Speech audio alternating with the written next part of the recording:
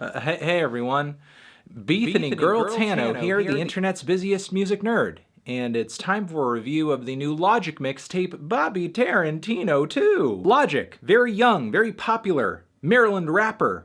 New mixtape, the sequel to his 2016 Bobby Tarantino tape. Also following up his hit album last year, Everybody, one of the biggest rap records of the decade, really. And if Bobby Tarantino II was another album, another commercial effort, I might kind of be excited for it, but Bobby Tarantino II is not that Logic. This is mixtape Logic, which by comparison with his typical album stuff is so much less ambitious. Even if he does punch out a few more bangers here and there, that the releases, his mixtapes, are a little bit more easy to listen to. I was feeling even less excited about this tape given it's just a Bobby Tarantino sequel too, because across the entirety of this thing, Logic doesn't really seem all that focused on saying anything of substance. I mean, sure, there are a lot of lyrics here about his personal life. There is a generally positive vibe across a lot of these tracks. He encourages people to, like themselves and stuff, which is good. But a lot of it doesn't really add up into much of a thematic song idea. On top of that, there's very little in the way of anything original here, sonically. Meaning that once again, Logic is just Xeroxing whatever seems to be trending in the rap world that is just kind of caught his ear. For whatever reason, Logic just seems really focused on Travis Scott right now. There are a few tracks that just sound like blatant Travis Scott ripoffs. Boom Trap Protocol sounds like something off of Rodeo. On the song Wizard of Oz, he goes into this auto-tune passage that sounds exactly like what Travis Scott would do on a feature or something. The song What's Up with Big Sean sounds like almost like a Cruel Summer leftover. Especially given the vocal sample on that track, it's clear that that is a point of reference for him and he's just doing it. There's some instrumental and flow nods to Drake on this tape. The song 44 More, as much as I do like that track, there is a point in the instrumental where you get some metallic pieces of percussion and some call and response vocal samples that sound like they're straight out of Kendrick's DNA, which is, I guess, the umpteenth time that Logic has copied Kendrick. And it's all very obnoxious, but if I could play devil's advocate here for a minute, let me pitch it this way. Logic does this, and he's been doing this for a long time. And maybe the reason he's doing it is to sort of show that, hey, I'm a talented guy, and I can copy other MCs' sounds, I can copy other rappers' sounds without even really trying all that hard. Maybe it's in the spirit of great mixtape era Lil Wayne, where he's like grabbing somebody else's beat and just kind of bodying that beat. Maybe Logic is like just kind of come through and saying, your sound, I can do that, I can do that.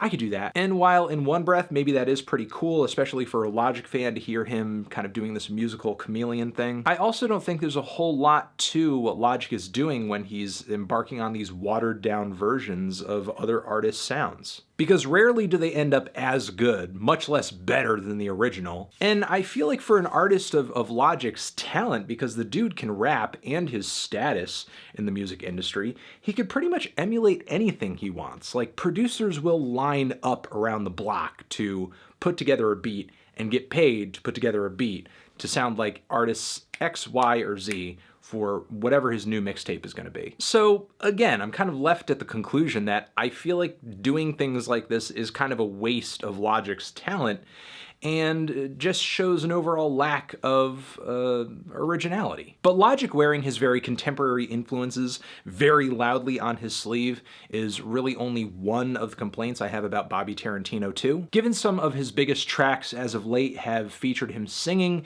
he really kind of puts the pedal to the floor on that with this project. And while Logic definitely did hold his own on tracks like that Suicide Hotline song, I do enjoy that track. The singing that he delivers on the track Every Day, with production from Marshmello on that track, which is like almost as bad as Jake Paul's Every Day, bro. The singing on that track is awful. The singing on the song Overnight is virtually unlistenable. I would play a clip right now, but I do not feel like a DMCA today. It's not a DMCA day. Not only that, but there are so many tracks on this thing that are so short, so inconsequential. They feel kind of like needless bridges to nowhere, which is kind of unfortunate, especially for tracks that have a great beat, have a great feature, have real potential. They just don't really have that much of a topic or a concept, so Logic can't really go at length on them. The song State of Emergency, case in point. The best songs on this thing generally don't really have a strong topic, just kind of a fast flow, a lot of charisma from Logic coming off the mic, and a banger beat. The song Yuck, the song 44 More, and the song Warm It Up, which goes into more of a boom bap direction. All those tracks are great, love all those tracks, but that's about it for songs on this thing that I think are actually some of Logic's best. I guess another thing I could give this project is that the features generally are pretty good, although I can't tell 100% of the time if that's because they're truly great or if I'm just happy to be hearing somebody else other than Logic on the microphone. Because while he does have a lot of flow, he does have a lot of rhythm, he doesn't have a whole lot of song ideas. I mean, the most focused song idea on this thing is the Wiz Khalifa track, which is just basically a weed anthem. But still, the features on this thing are pretty good. The Wiz Khalifa feature, I think, is one of his least irritating in a long time. Big Sean's feature is actually pretty tongue-in-cheek, pretty funny.